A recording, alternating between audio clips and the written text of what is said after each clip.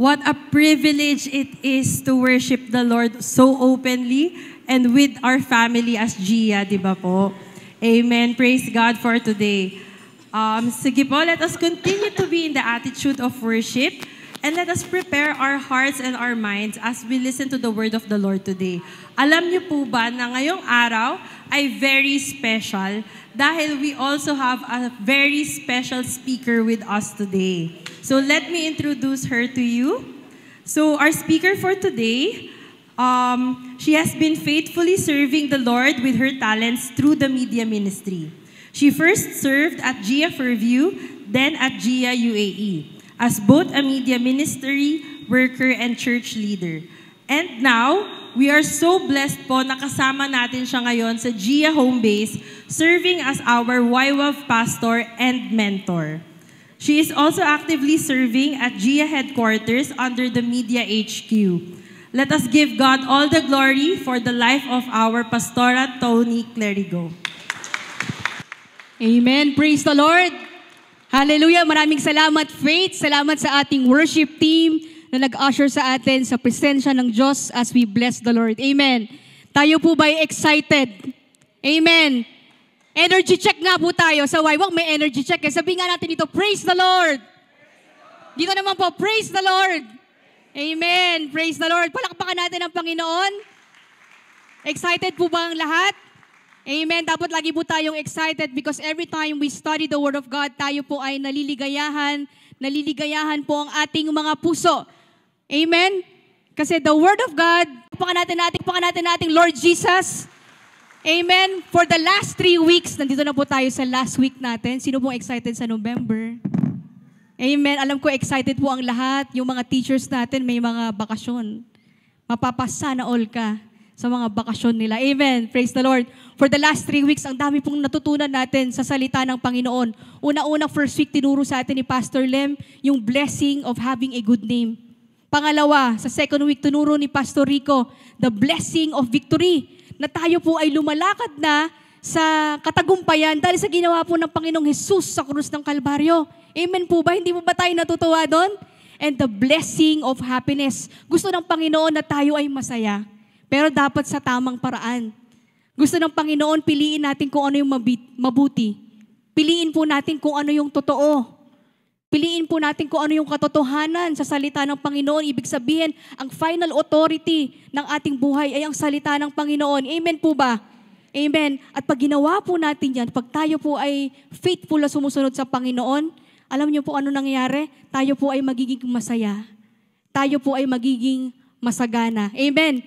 Kung pagsasama-samahin po natin lahat ng yon, ang sinasabi lang ng Panginoon, dapat tayo ay faithful na sumusunod sa Kanya. Amen. Praise the Lord. Yung title po natin ay, ang pag-aaralan po natin, The Blessing of Faithful Obedience. Sabi mo nga sa katabi mo, are you faithful to God? Faithful ka bang sumusunod sa Panginoon? Amen? Faithful ba tayong sumusunod sa Panginoon? Dito po sa Leviticus chapter 26 verse 3-4, sinasabi ng Panginoon sa atin sa ibang translation, follow my ways, follow my decrees, at ibubuhos ko ang pagpapala. Dito sinasabi ng Panginoon sa isang translation, faithfully obey my laws and I will send rain to make your crops grow and your trees produce fruit. Pag tayo po ay faithful na sumusunod sa Panginoon, anong sabi sa verse 12? Basahin po natin, I will walk with you. I will be your God and you will be my people. Ito po yung pinaka-reward natin na malaman natin na pag tayo ay faithful na sumusunod sa Panginoon, kasama natin siya naglalakad. Amen po ba? Ang sarap po sa feeling na kasama natin ng Diyos, hindi tayo nag-iisa. Amen po ba? Ano po ba yung context? Bakit sinabi ng Panginoon tong Leviticus chapter 26? Sa panahon po nito, ang mga Hudyo, ang mga Israelites, sila po ay nakalaya na from Egypt. Sila po ay 400 years na inalipin. At sila po ay nakalaya na. At nung sila ay nakalaya na, itong Book of Leviticus, ang Leviticus po, yan po ay Book of Holiness. Banal ng aklat ng kabanalan. Amen? At dito po nakasulat, tinuturo ni Yahweh sa kanila kung paano mamuhay bilang isang banal na bayan dahil siya ay banal na Diyos. Ang sabi ng Panginoon, be holy for I am holy. Yan ang sinasabi niya. Tinuturuan niya ang mga Hudyo na sila ay mamuhay ng tama sa kanyang presensya, sa kanyang pakikipagrelasyon sa kanya.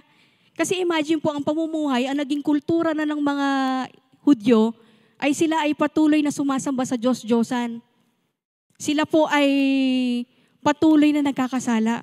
Kaya ito po ay sinasabi sa kanila. Pero hindi po ito sinasabi ng Panginoon para kontrolin sila. God is inviting them into a relationship. Sino po ang mag-asawa dito? Taas ang kamay. Huwag kayong mahiya. Blessing na may asawa. Praise the Lord. Sino gusto mag-asawa? Ayan, yung mga acts natin. Praise the Lord. Gustong mag-asawa. Alam niyo po sa isang relationship, di ba pag sa isang relationship, gusto natin yan ay protektado. Gusto natin sa isang relationship, siya ay laging masaya. Gusto natin sa isang relationship, laging payapa ang ating relasyon, na kahit may pagdadaanan ka sa buhay, payapa kayo. Gusto natin mapunan kung ano yung pangangailangan ng ating karelasyon. Tama po ba? At higit sa lahat, anong gustong ng mga karelasyon? Gusto natin, nandyan yung kanyang presensya. Pag yung love life ka, laging chat ng chat eh. Tinatamaan yung mga may love life. Chat ng chat, nasan ka na? Nandito na ako, ang tagal mo naman. Kakaalis lang. Di ba? Kasi gustong maranasan yung kalapitan. Yun po yung sinasabi ng Panginoon dito sa Leviticus. Gusto ng Panginoon iparanas sa kanila yung divine protection. Gustong iparanas ng Diyos yung divine provision. Gustong iparanas ng Diyos yung kapayapaan. Pag ikaw ay dumadaan sa pagsubok, bibigyan kanya ng kapayapaan. Bibigyan kanya ng kagalakan. At hindi lang yon, gustong iparanas ng Diyos yung kanyang kalapitan. Amen? Itong mga laws po na to, itong sinasabi ng salita ng Panginoon, hindi yan para kontrolin tayo. The Lord is inviting us into a relationship. Amen? Pero alam niyo po ano yung kwento? Ang sabi ng Bible, ang mga Hudyo ay matigas ang ulo. Matigas ang kanilang puso. Sila ay sumusuway. Sinabi na ng Panginoon sa kanila, huwag kayong sumamba sa Diyos-Diyosan. Huwag kayong gumawa sa Diyos-Diyosan. Pero alam mo ginawa nila? Patuloy pa rin silang sumasamba sa Diyos-Diyosan. At nang sila ay pinalaya na ng Diyos papuntang promised land, alam niyo kung anong ginagawa ng mga Hudyo? Patuloy na nagre-rebelde. Patuloy na nagre-reklamo. Talagang sakit sa ulo.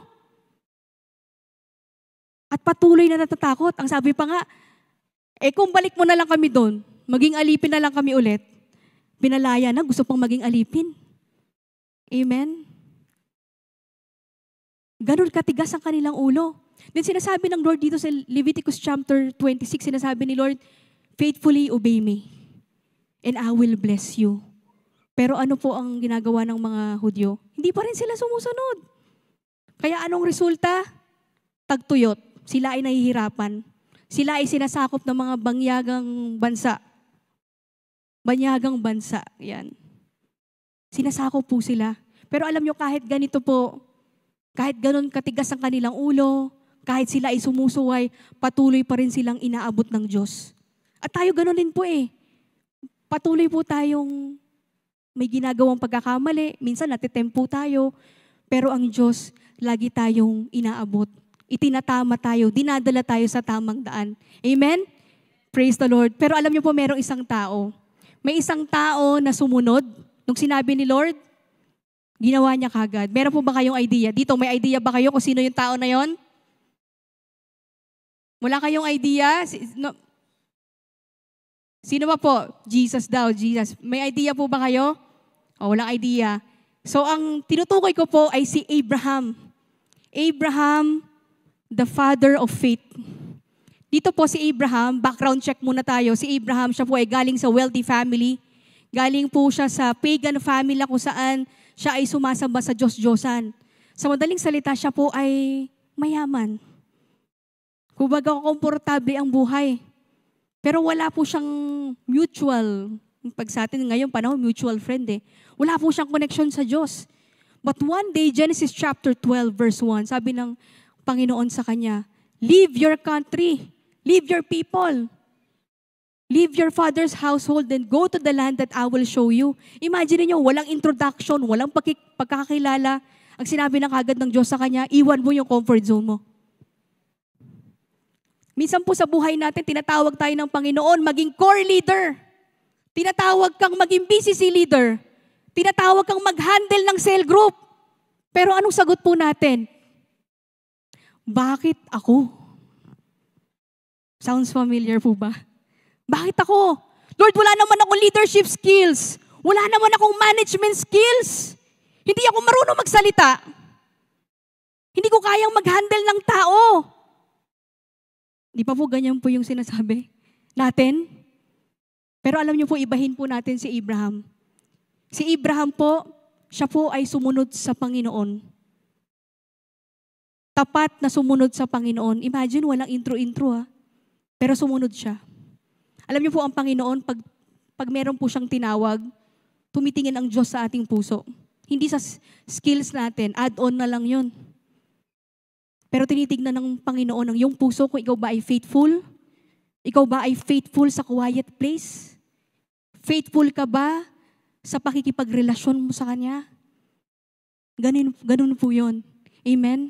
At nung sumunod po si Abraham, hindi ko po ikukwento yung buong kwento ni Abraham, maubusan po tayo ng time. Amen? Ma-enjoy po natin yung kwento ni Abraham. Praise the Lord. Ibibigay lang po natin yung highlights. At nung sumunod po si Abraham, alam niyo po, faithful po siyang gumagawa ng altar. Tanda ng kanyang pagsuko. Tanda po ng kanyang pagsunod sa Panginoon. Tanda ng kanyang pagsamba sa Panginoon at pagtitiwala. Amen? At nung Genesis chapter 15, nandun na tayo sa covenant promise. Nagbigay ang Panginoon, nakipag-covenant si Lord sa kanya.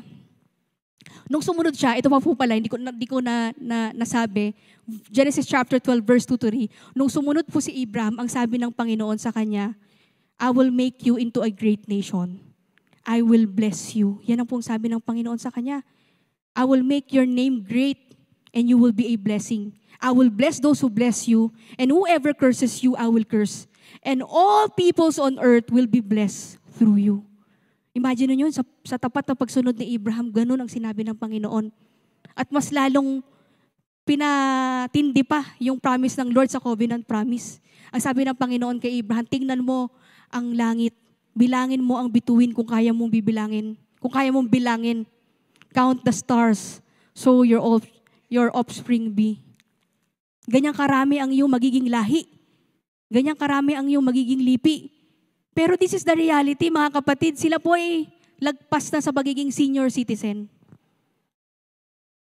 Parang, kung ikaw sasabihan nun, parang sigurado ka ba, Lord? Baka matawa ka pa eh. Senior citizen na kami. Tapos yung asawa kong si Sarah, baog pa. Anong sinasabi mo, Lord? Na ganyang karami yung aking magiging lahi at lipi. Pero anong sabi ni Abraham? Oh, sovereign Lord, what can you give me since I remain childless? You have given me no children. Yan ang sabi ni Abraham. So yung magiging tagapagmana ko, yung servant ko. Pero ang sabi ng Panginoon sa kanila, hindi yan yung magiging tagapagmana mo. Yan ay manggagaling sa inyo ni Sarah. Alam niyo po, before Genesis, bago sabihin ng Panginoon yun, ang intro ng Panginoon sa kanya, alam niyo po, anong sinabi niya? Abraham, do not be afraid. I am your shield, your very great reward. Amen? Minsan tayo, pag sinabi na, Lord, ako ang Diyos na nagpapagaling sa'yo. Ako ang Diyos na nagpo-provide sa'yo. Sinabi na Lord nung una, pero hindi pa rin tayo naniniwala. Kasi yun yung nakikita natin na, reality eh. Katulad ni Abraham. Pero alam niyo po, tapat na sumunod si Abraham. And it was credited to him as righteousness. Amen? At dito po tayo sa shortcut. Nagkaroon ng shortcut. Minsan kasi sa buhay natin, kakapanalangin pa lang natin kagabi, ngayon, nag-worry na tayo. Nagda-doubt na tayo. Sounds familiar po ba? Hindi po tayo exempted doon. Minsan may ganun talaga, may takot. Si Sarah, sabi niya, dahil pinagkaitan ako ng Diyos ng anak. Sige Abraham, sipingin mo ang aking alipin na si Hagar. Tapos biglang sabi ni Sarah, nag-English siya. Sabi niya, perhaps. Sabi niya ganun, perhaps. I can build my family through her. English po talaga nakalagay doon. Pero alam niyo po, nagbunga si Ishmael. Pero kahit na po na ganun ang nangyari, kahit po na sila ay nagkamali, minsan may ganyan po tayo sa buhay, no? Nagkakamali tayo. Napangungunahan natin ang ating Panginoon. Natatakot tayo. Pero ang Panginoon, siya ay tapat sa kanyang pangako. Kung anong sinabi niya, nabibigyan sila ng anak, Genesis chapter 21. Ano pong ginawa?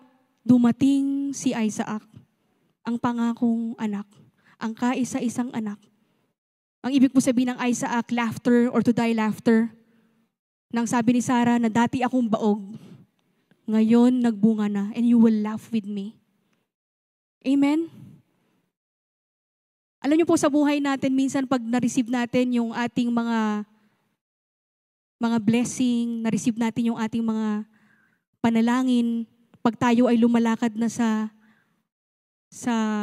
will na ng Panginoon, ang sarap-sarap sa feeling. Amen po ba?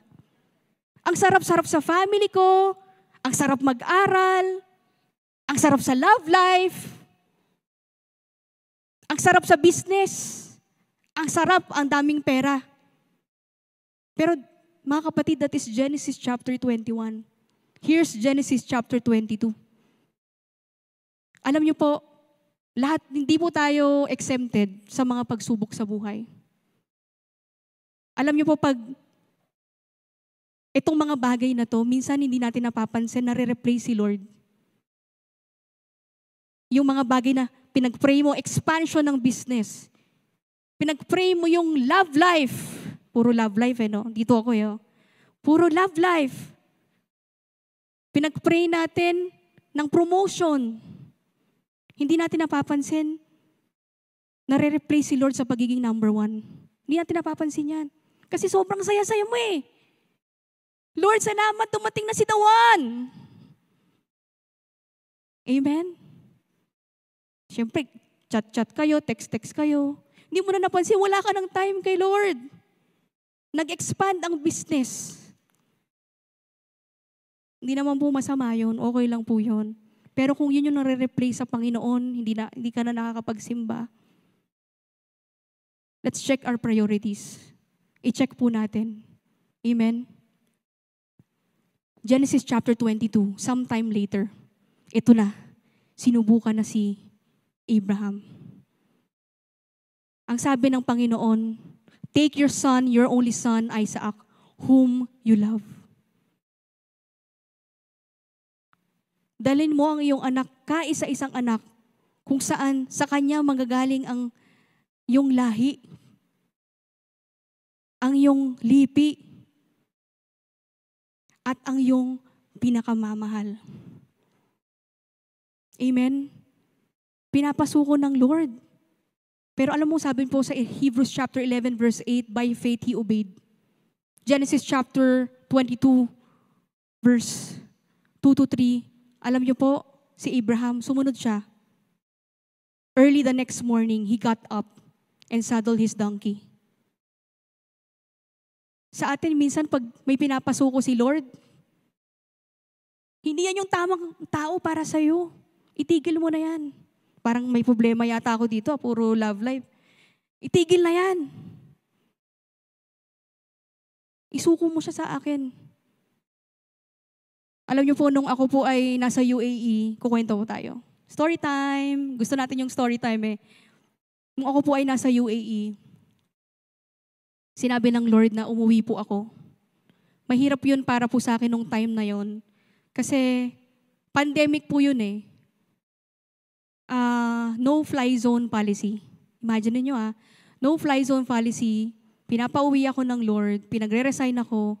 Nung mga time na yun, nagtatanggalan. Sabi pa ng boss ko, pag umalis ka, hindi ka na makakabalik.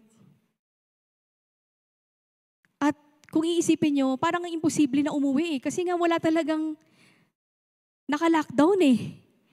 Parang, Lord, tama ba itong narinig ko? Pero alam nyo po, sumunod po ako sa Panginoon. At nung time na po ay bibili na ako ng ticket. Sabi ko, Lord, nabayaran ko na ang lahat.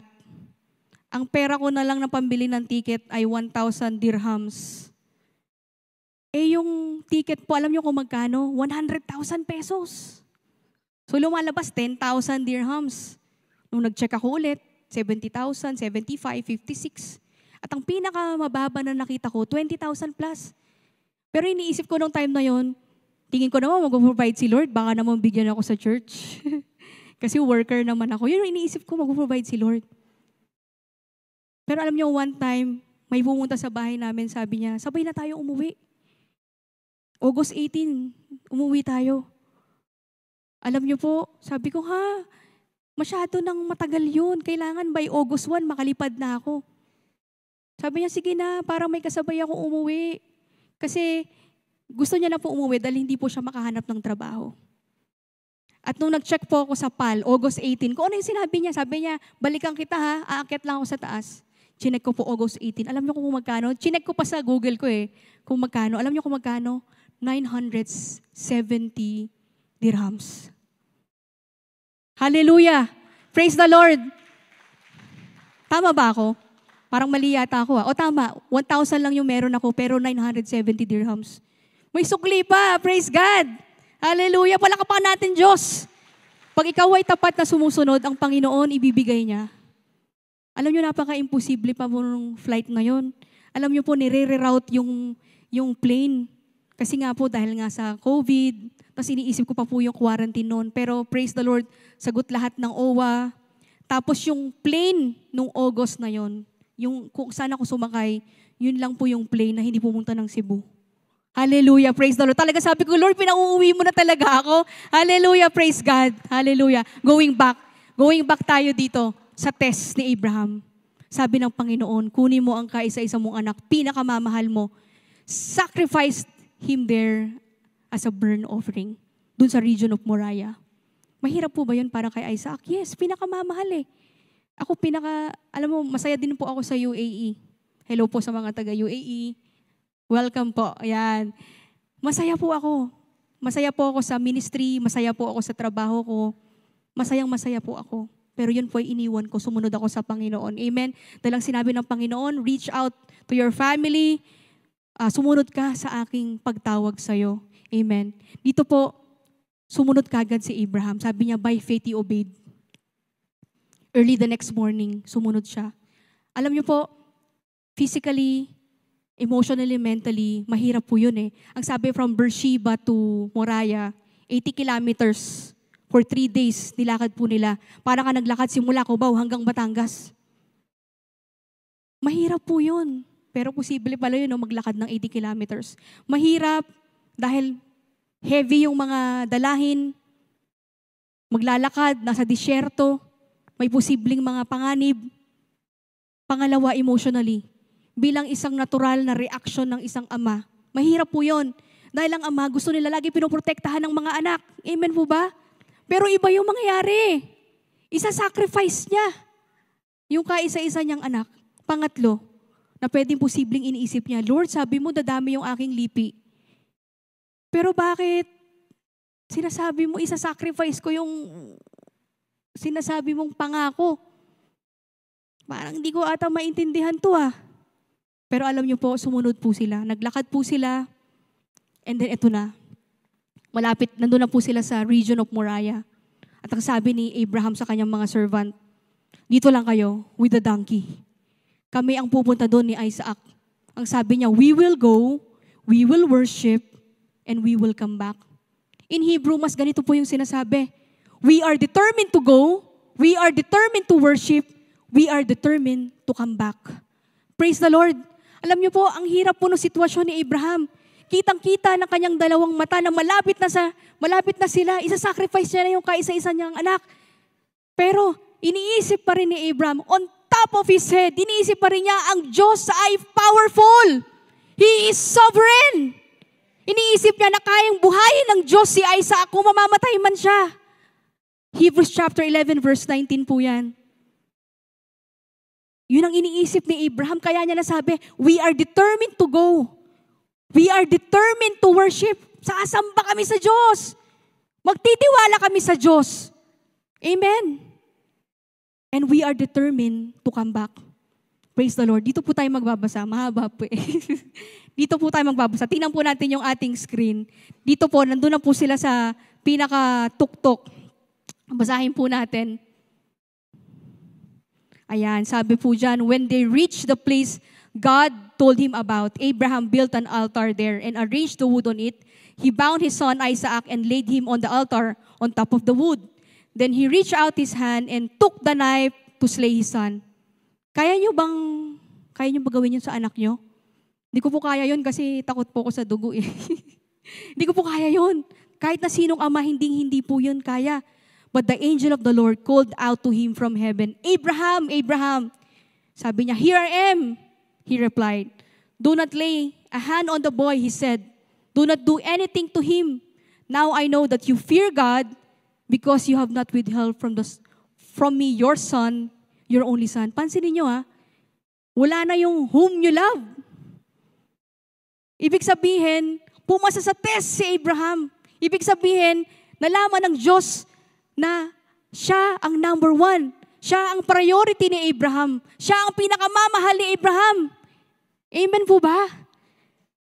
Ang sabi niyan, your only son. And Abraham looked up, and there in a thicket, he saw a ram caught by its horns. He went over and took the ram and sacrificed it as a burnt offering instead of his son. Sabi nga natin, instead of his son. So Abraham called the place, the Lord will provide. And to this day, it is said, on the mountain of the Lord, it will be provided. Amen.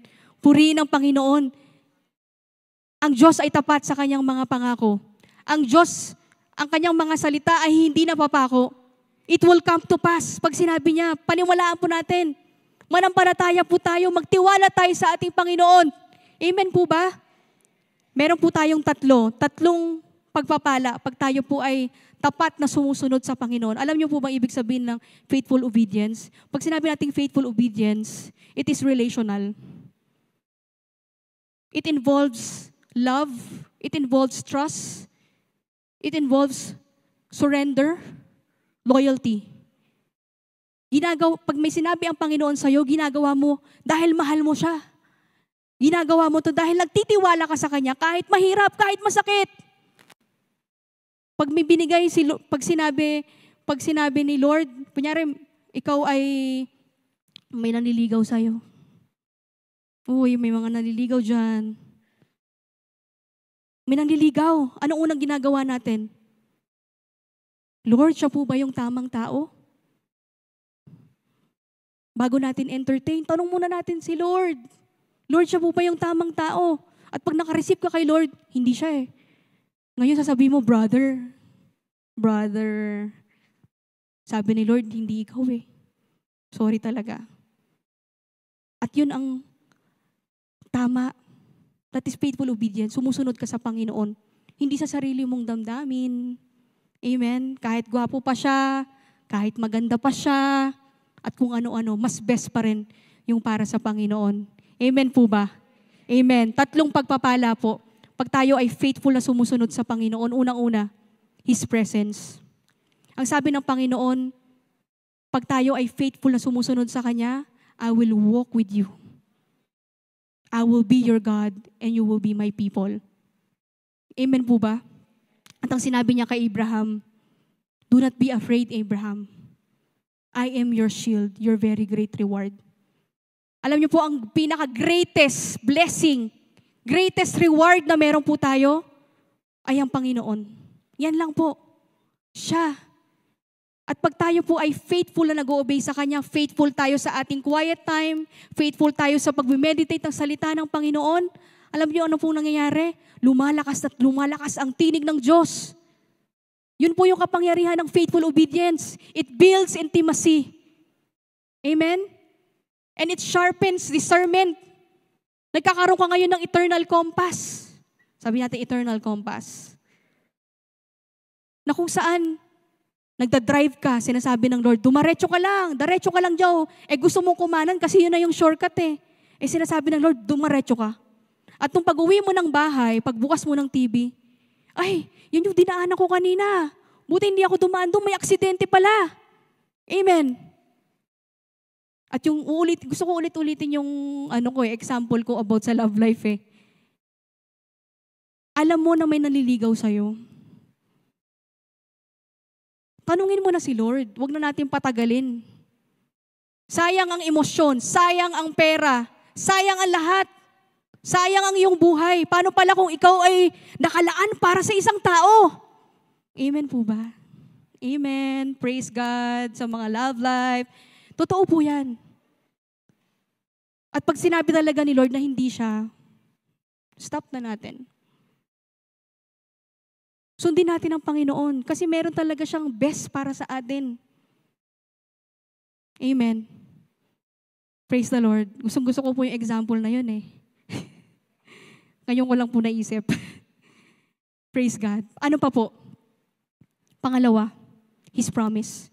Alam niyo po, hindi po tayo mahihirapan na lumakad sa pangako ng Panginoon kung una-una pa lang nagtitiwala ka na sa Diyos. Meron ka ng malalim na relasyon sa Panginoon. Amen? Hindi ka na mahihirapan. Kasi ang pangako ng Panginoon ay laging yes and amen. Ang pangako ng Panginoon ay totoo. Hindi napapako yan. It will come to pass. Mangyayari po talaga yan. Parang sa isip natin o sa paningin po natin, minsan parang hindi eh. Alam niyo po ba, may nabasa ko isang book, ang sabi, nasa atin ang susi. Susi ng pananampalataya. At ang gusto ng Panginoon, buksan natin yung pinto.